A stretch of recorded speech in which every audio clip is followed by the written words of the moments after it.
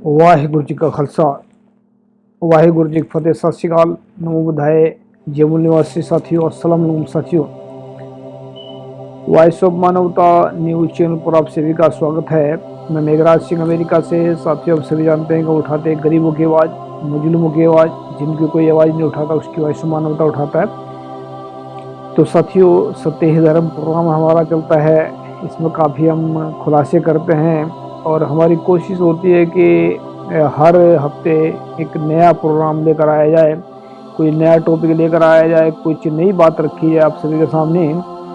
तो गौतम बुद्ध के बारे में आज हम बात करेंगे। गौतम बुद्ध के बारे में लोगों का बहुत सारा अलग अलग मानना ऐसा है कि बहुत सारे लोग उनको आस्तिक नहीं मानते। बहुत सारे जो 90% लोग भारत के जो है उसको उनको 95% जो लोग हैं भारत के उनको नास्तिक मानते हैं। तो आज का हमारा टॉपिक रहेगा, ना बुद्ध नास्तिक थे ना बुद्ध आस्तिक थे, तो बुद्ध क्या थे, ये हमारा टॉपिक रहेगा आज का। तो बुद्ध के बारे में हमने खोज की है, हमने हमारा ये अपना निजी अनुभव है। हो सकता है किसी को ये हजम हो सकता है किसी को ना हजम हो, लेकिन हमारा अपना अनुभव है, हम आप सभी के सामने रख देते हैं। हम ये मोहर नहीं लगा रहे हैं कि ये बात बिल्कुल हकीकत है, इसको सिर्फ विचार कर रहे हैं कि बुद्ध क्या थे। अगर ना तो नास्तिक थे ना तो आस्तिक थे, तो क्या थे। तो हम इसमें हमने आर्टिकल भी लिखा, इसको हमने फेसबुक पर डाल दिया है, तो आप पढ़ सकते हैं इसको। जो हमने लिखा कि आदरणीय प्यारे साथियों, भारत में रहने वाले तकरीबन 95% गौतम बुद्ध के फॉलोअर या गौतम बुद्ध धर्म के मानने वाले तकरीबन तथागत गौतम को नास्तिक समझते हैं, मतलब गौतम बुद्ध को नास्तिक समझते हैं। ये तो क्या थे वे। मेरा निजी अनुभव ये कहता है कि गौतम बुद्ध ना तो वह आस्तिक थे ना ही वह नास्तिक थे, तो क्या थे, वास्तविक थे। गौतम बुद्ध वास्तविक होते, जो खोज करते हैं उन्हें वास्तविक कहते हैं। तो वास्तविक को हमने परिभाषा दे, हमने इसको उदाहरण दे रहे हैं, उदाहरण दे दे समझाने की कोशिश करेंगे। ऐसा नहीं है कि हमने वास्तविक बोल करके इसको छोड़ कर हम चले जा रहे हैं कहीं, ऐसा नहीं है। हम इसको पूर्ण रूप से बताने की कोशिश करेंगे कि हम उसको वास्तविक कैसे बोल रहे हैं। तो क्योंकि तथागत गौतम वास्तविक कैसे थे, आओ जानिए। अब जो आस्तिक होते हैं, नास्तिक होते हैं, उनकी कुछ पहचान होती है, वो हम बताने की कोशिश कर रहे हैं कि जो आस्तिक लोग होते हैं वे पारंपरिक बातों को या धर्म को आंखें बंद करके मान लेते हैं। गौतम बुद्ध ने धर्म को आंखें बंद करके नहीं माना, इसलिए वे आस्तिक नहीं थे। यानी कि आस्तिक जो लोग होते हैं वह उसको धर्म को मान लेते हैं आंखें बंद करके, कि किंतु परंतु नहीं करते। लेकिन गौतम बुद्ध ऐसा नहीं थे, इसलिए वह आस्तिक नहीं थे।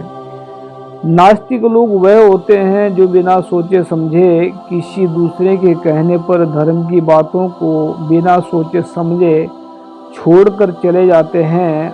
पर गौतम बुद्ध ने किसी दूसरे के कहने पर धर्म को नहीं छोड़ा, बल्कि खोज करके गलत क्या है और सही क्या है, इस बात का तत्व ज्ञान को पहचाना। इसीलिए गौतम बुद्ध नास्तिक नहीं थे। यानी कि हमने नास्तिक को भी क्लियर किया और आस्तिक को भी क्लियर किया कि आस्तिक लोग कौन होते हैं और नास्तिक कौन होते हैं। तो फिर वास्तविक क्या होते हैं। वास्तविक लोग वह होते हैं जो किसी की भी बात को हूबहू नहीं मानते।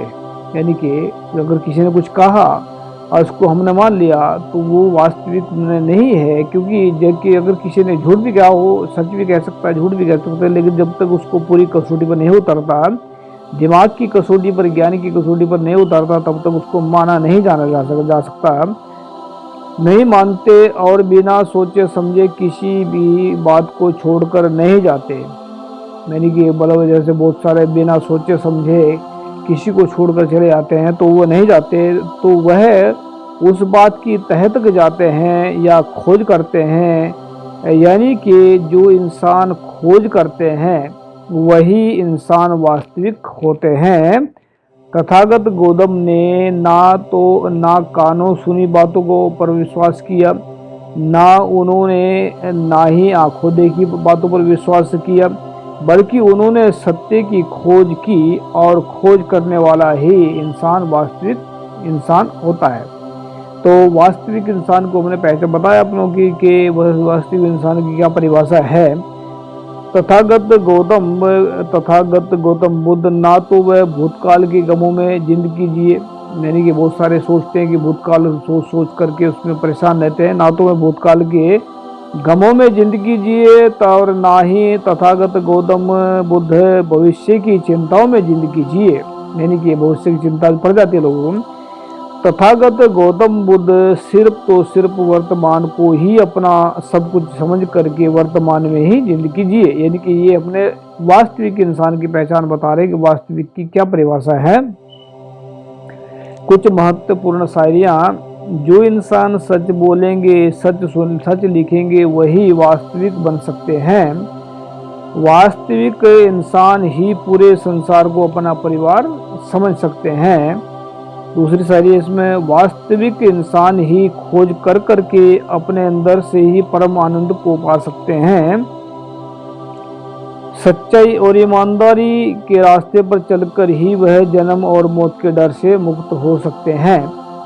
लास्ट में नोट में लिखा हमने कि तथागत गौतम बुद्ध को वास्तविक इंसान मानना मेरा अपना निजी अनुभव है, यानी कि हम किसी के ऊपर थोप नहीं रहे इसको कि इसको आप माने ही, इसको आप हमने बोला उसको हकीकत माने, उसको जब तक खोजेंगे नहीं तब तक आपको पता नहीं लगेगा। जो तो इसमें ये हमारा निजी अनुभव है, इसको हमने अपना निजी अनुभव आप सभी के सामने शेयर कर रहे हैं। तो अगर कोई इस विषय पर विचार चर्चा करना चाहता है या चाहती है तो वह विश्व के किसी भी प्लेटफॉर्म पर आकर विचार चर्चा कर सकते हैं। यानी कि हमने गौतम बुद्ध के बारे में बात बताया आपको। गौतम बुद्ध के बारे में बहुत सारी बातें फैलाई गई हैं, बहुत सारी बातें ऐसी बताई गई हैं जो मतलब तथ्य आधार पर पूरी नहीं उतरती, जो मतलब उनकी बातें बहुत सारी चीज़ें ऐसी हैं। उन्होंने एक बात और भी कही थी, याद होगा आप सभी को, आप सभी जानते हैं कि उसका एक मतलब एक स्लोगन था लास्ट में, मैं उसके अपो दीपो भो, इस तरह का कोई शब्द है, मैं उसकी पूरी व्याख्या नहीं मतलब पूरा नहीं बोल पा रहा हूँ उसका, शायद ऐसे ही अपो दीपो भो। इसका मतलब क्या है कि खुद का दीपक खुद बनो, या खुद के लिए खुद को तैयार करें, या मतलब खुद को ज्ञानवान खुद बनाए। तो कैसे? वो तो गौतम बुद्ध जो थे वो तो कहकर निकल गए, चले गए दुनिया से, लेकिन उनका ज्ञान अब भी पूरे वर्ल्ड के अंदर फैला हुआ है। तो तथागत गौतम बुद्ध ने कहा है कि अपो दीपो भो, मतलब इसका क्या मतलब है कि खुद का दीपक खुद बनो, पर कैसे बनेगा ये पता नहीं है। ये इसको बहुत लोगों का इस पर फोकस नहीं लगता। तो तथागत गौतम बुद्ध ने वास्तविक में खोज करके, वास्तविक में जाकर के खोजा उन्होंने अपने अंदर से, और उनको अपने अंदर से जो नज़र आया वो परम आनंद जब मिला उनको, तो उन्होंने जब किसी को अच्छी चीज़ मिलती है तो वो लोगों में बांट देते हैं। जो यही धार्मिक इंसान की पहचान होती है, यही एक अच्छे इंसान की पहचान होती है। जो इंसान सच्चे और ईमानदार होते हैं, अगर उनको सच्चाई मिल जाए वो कभी छुपा कर रख ही नहीं सकते। जो सच्चे और ईमानदारों को, इंसानों को जो परम आनंद मिलता है वो कभी छुपा कर नहीं रख सकते, वो लोगों में बांटने की कोशिश करते हैं। यही एक सच्चे और अच्छे और ईमानदार इंसान की पहचान होती है। तो सच्चा और अच्छा ईमानदार इंसान ही वास्तविकता में जीता है। वास्तविक जो है, वास्तविकता वो होती है जो हकीकत होती है। हकीकत वो होती है जो वर्तमान में चलता है। तो ये ना तो कल की चिंता है, ना कल गया उसकी गम थी। तो जो जिंदगी रहे, वही जो जिंदगी में मिल रहा है या जो जिंदगी जी रहे हैं वही हमारे लिए सही है। मतलब ये कहने का मतलब, अगर सारा टोटल मार के ये बात को निकाले तो वास्तविक में जो है जीने वाला इंसान ही सही दिशा दे सकता है लोगों को। वास्तविकता में जीने वाला इंसान ही इंसान को इंसान समझ सकता है। वास्तव अगर इसको थोड़ा संक्षेप में ले तो वास्तव में जीने वाला का मतलब है जिंदगी जो जिंदा दिली से जीते हैं लोग। अगर वो सही तरीके से इंसान को मतलब वही पहचान कर सकते हैं सही और गलत की। जो इंसान भूतकाल में गमों में डूब जाते हैं वो कभी पहचान नहीं कर पाते जो सही, और जो भविष्य की चिंता में डूबे रहते हैं पूर्ण रूप से, मतलब ऐसा नहीं सोचते कि वो आज ही करेंगे। अगर हाँ ये है, ये हम गारंटी के साथ में कहते हैं कि भूतकाल का तो कुआ जो हुआ वो तो हो गया जो होना था, लेकिन वर्तमान को अगर भविष्य को सुधारना चाहते हैं तो वर्तमान में अच्छे काम करो और सच्चाई और ईमानदारी से काम करो तो आपका भविष्य सफल होगा। ऐसा हो ही नहीं सकता कि अगर आदमी सच्चाई और ईमानदारी से काम करे उसका भविष्य सफल ना हो। किसान जो है, जब इंसान जो बीज बोता है किसानी का, तो उसको 6 महीने का इंतजार करना पड़ता है। वो इसी भावना से बोता है कि मुझे इसका फल मिलेगा, लेकिन कई बार बरसात आ जाती है, कई बार कुछ आ जाता है, उसको नहीं मिल पाता अच्छी तरह फल। लेकिन उसी भावना उसके अंदर यही होती है कि मुझे मेरी खेती अच्छी होगी, मेरे सब कुछ अच्छा मिलेगा। तो वास्तव में अगर वो मतलब बोया उसने तभी वो काटेगा। अगर वो बोए ना, वो सिर्फ चिंता ही करेगा कि मेरा बीज ये कैसे जमेगा, कैसे होगा, क्या होगा, इसका कैसे होगा, तो वो कभी कामयाब नहीं हो पाएगा। लेकिन अगर वास्तव में वह बीज को बोएगा, वो फिर प्रकृति का देन है, प्रकृति की जो देन है वो उसको फल देती है। तो प्रकृति एक ऐसी चीज है, जैसा बोएंगे वैसा खाएंगे। जैसा यहाँ पर ये प्रकृति का नियम है कि आप गुरु नानक साहब भी कहते हैं कि आप ये बीज आप ही खा। तो ये वास्तविक इंसान ही पहचान सकता है। गुरु नानक साहब भी बल्कि ये कह देते हैं कि हम आदमी हाँ एक दमी, कि हम एक दम के इंसान हैं। अगर जो सांस निकल गए तो मौत है, अगर आने तो सांस आ रहा तो हम एक दमी के इंसान है। तो वही वास्तव में जीने वाले इंसान ही ऐसे बोल सकते हैं जो कि हम एक मतलब जो वास्तविक होते हैं। तो वास्तविक ना तो नास्तिक होते हैं ना आस्तिक होते हैं, वास्तविक होते हैं। तो जिंदगी वास्तव में जोड़ के जिए, जिंदगी सफल होगी। और वास्तव में जिंदगी जीने वाला ही पूरी दुनिया से प्यार करता है। उसको पता है कि कल को मौत आएगी या नहीं आएगी, छोड़ो मौत को आएगी जब आएगी उसको। वो कभी जब मौत आती है तो उसका इंतजार नहीं करती आप। हम मौत का इंतजार करते रहते हैं कब हमारी मौत ना आ जाए, आ ना जाए, उसको घबराते रहते हैं। तो मौत तो जब आएगी तो आ जाएगी, उसमें क्या है, जब आएगी वो रुकेगी नहीं फिर किसी पे, उसको कोई रोक सकता, क्योंकि वो कुदरत का खेल होता है।